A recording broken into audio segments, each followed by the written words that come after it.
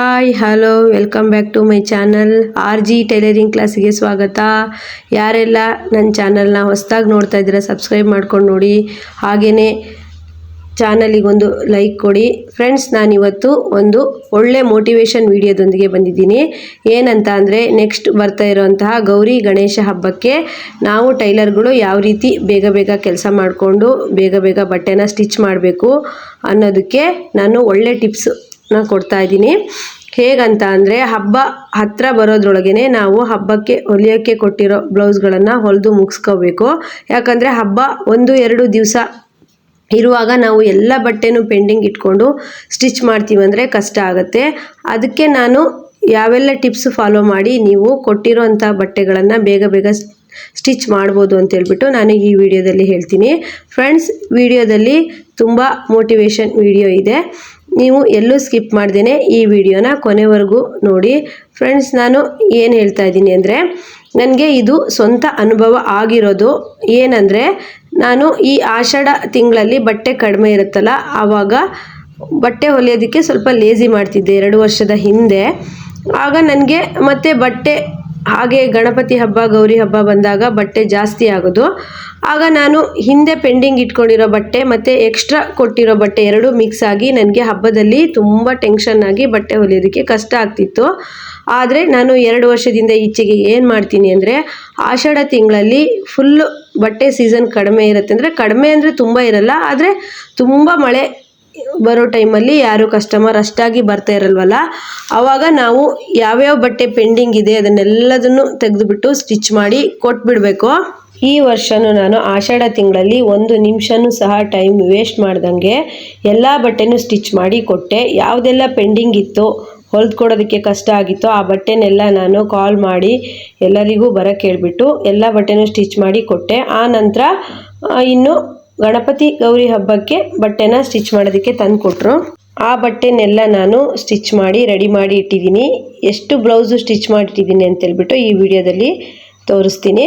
Friends, ನಾವು ಏನು ಮಾಡಬೇಕು ಅಂತಂದರೆ, ಗೌರಿ ಗಣೇಶ ಹಬ್ಬ 4 ದಿವಸ ಇರುವಾಗ ಟಾಪು ಫಿಟ್ಟಿಂಗು, ನೈಟಿ ಫಿಟ್ಟಿಂಗು ಅಂತ ತುಂಬ ಜನ ಬರ್ತಾರೆ. ಅದನ್ನು ನಾವು ಫಿಟ್ಟಿಂಗ್ ಮಾಡಿಕೊಡ್ಬೇಕಾಗತ್ತೆ. ಆಗ ನಮಗೆ ಬ್ಲೌಸ್ ಸ್ಟಿಚಿಂಗ್ ಎಲ್ಲ ಮಾಡೋದಕ್ಕೆ ಕಷ್ಟ ಆಗುತ್ತೆ. ಯಾಕಂದರೆ ನಾವು ಬ್ಲೌಸ್ ಸ್ಟಿಚಿಂಗ್ ಮಾಡೋದಕ್ಕೆ ಟಾಪು ಫಿಟ್ಟಿಂಗ್ ಮಾಡೋಕ್ಕೆ ತರ್ತಾರೆ. ಆವಾಗ ನಾವು ಬ್ಲೌಸ್ ಸ್ಟಿಚಿಂಗ್ ಬಿಟ್ಬಿಟ್ಟು ಟಾಪ್ ಫಿಟ್ಟಿಂಗನ್ನು ಮಾಡಿಕೊಡ್ಬೇಕಾಗತ್ತೆ. ಆಗ ನಮಗೆ ಬ್ಲೌಸ್ ಸ್ಟಿಚಿಂಗ್ ಕರೆಕ್ಟಾಗಿ ಮಾಡೋದಕ್ಕೆ ಆಗಲ್ಲ.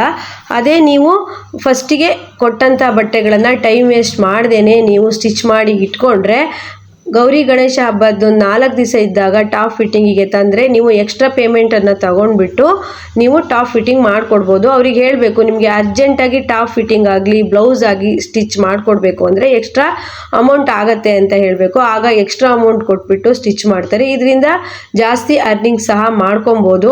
ಈ ರೀತಿ ನಾನು 2 ವರ್ಷದಿಂದ ಫಾಲೋ ಮಾಡ್ಕೊಂಬಂದಿದ್ದೀನಿ. ಹಾಗಾಗಿ ಅದರಲ್ಲಿ ಹಬ್ಬದ ಟೈಮಲ್ಲಿ ಎಕ್ಸ್ಟ್ರಾ ಇನ್ಕಮ್ ಬಂದಿರುತ್ತೆ, ಎಕ್ಸ್ಟ್ರಾ ಅಮೌಂಟ್ ಸಹ ಬಂದಿರುತ್ತೆ.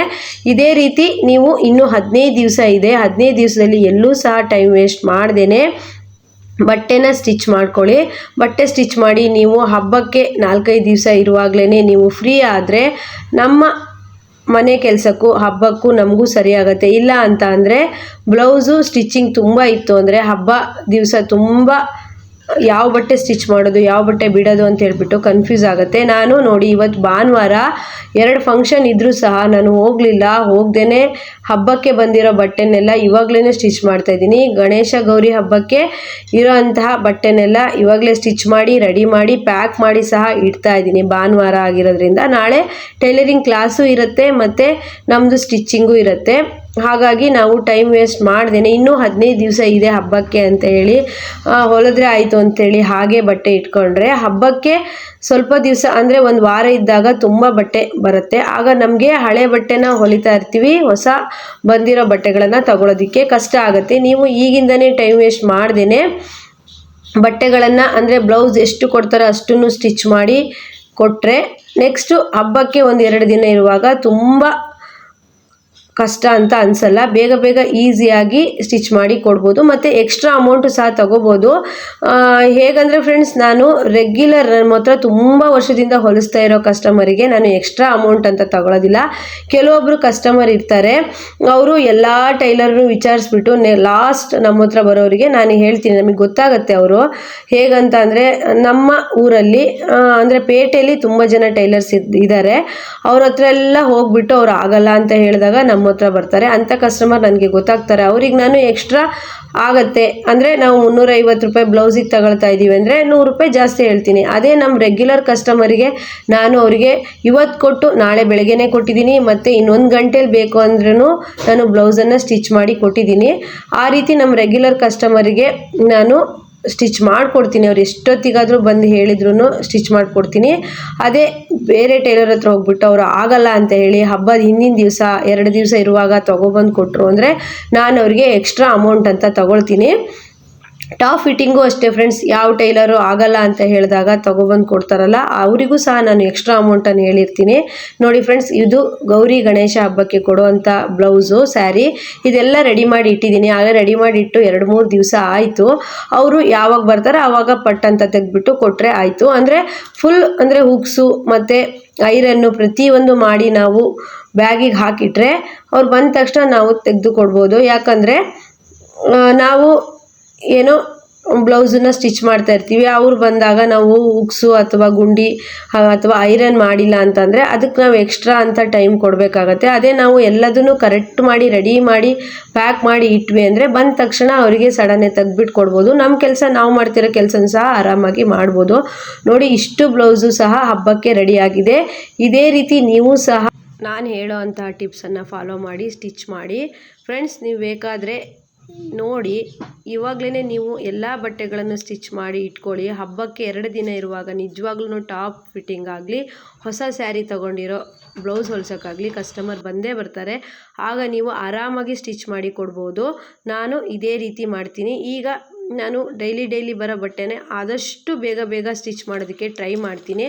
ಯಾಕಂದರೆ ಹಬ್ಬದಲ್ಲಿ ಬಂದಿರೋ ಬಟ್ಟೆಗೆ ನಾವು ಎಕ್ಸ್ಟ್ರಾ ಅಮೌಂಟನ್ನು ಇಸ್ಕೊಂಡು ನಾವು ಸ್ಟಿಚ್ ಮಾಡ್ಬೋದು.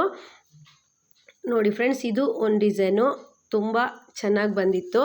ಇದಕ್ಕೆಲ್ಲ ಇನ್ನೂ ಹುಕ್ಸ್ ಹಾಕೋದಕ್ಕೆ ಇದೆ. ನಾನು ಇವತ್ತು ಭಾನುವಾರ ಅಲ್ಲ, ರಾತ್ರಿ ಹುಕ್ಸ್ ಹಾಕ್ಬಿಟ್ಟು ಎಲ್ಲ ಮುಗಿಸ್ಬಿಟ್ಟು ಇಟ್ಬಿಡ್ತೀನಿ.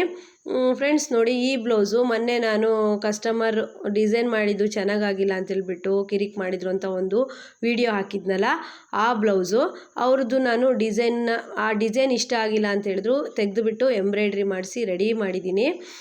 ಈ ಬ್ಲೌಸನ್ನು ಇನ್ನವರಿಗೆ ಸ್ವಲ್ಪ ಫಿಟ್ಟಿಂಗ್ ಮಾಡಿಬಿಟ್ಟು ಕೊಡಬೇಕು.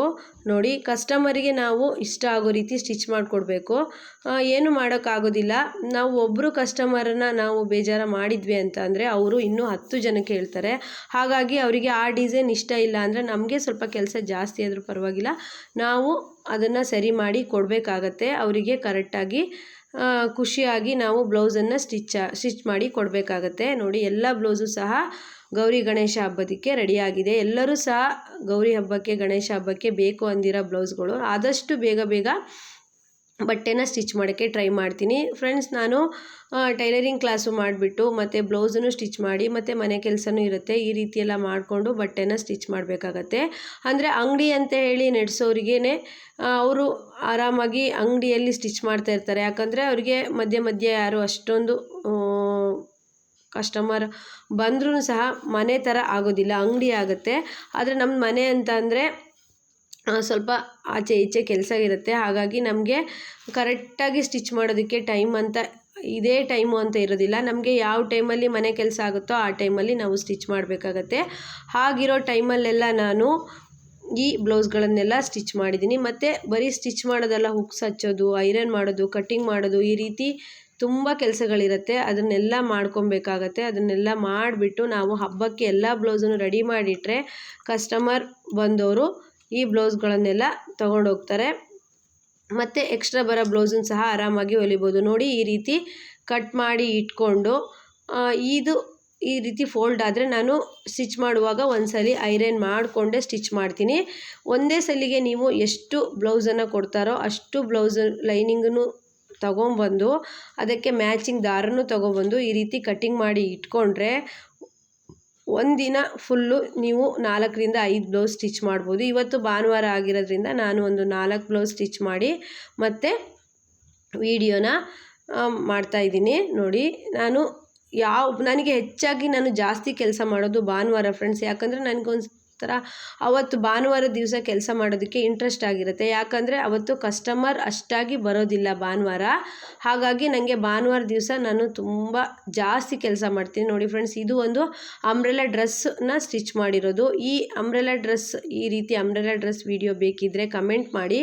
ನಾನು ಇನ್ನೂ ಒಂದು ಗೌರಿ ಹಬ್ಬಕ್ಕೆ ಅಂಬ್ರೆಲಾ ಡ್ರೆಸ್ ಸ್ಟಿಚಿಂಗ್ ಮಾಡೋದಿದೆ, ಅದರ ವಿಡಿಯೋನ ಅಪ್ಲೋಡ್ ಮಾಡ್ತೀನಿ. ನೋಡಿ, ಅಂಬ್ರೆಲಾ ಡ್ರೆಸ್ ಈ ರೀತಿ ಸ್ಟಿಚ್ ಆಗ್ತಾ ಇತ್ತು. ಇದು ನಿನ್ನೆ ಮಾಡಿರೋಂಥ ವಿಡಿಯೋ ಫ್ರೆಂಡ್ಸ್. ಈ ಡ್ರೆಸ್ಸು ನಮ್ಮ ಟೈಲರಿಂಗ್ ಕ್ಲಾಸಿಗೆ ಬರೋಂಥ ಐಶ್ವರ್ಯ ಅನ್ನೋ ಹುಡುಗಿದು.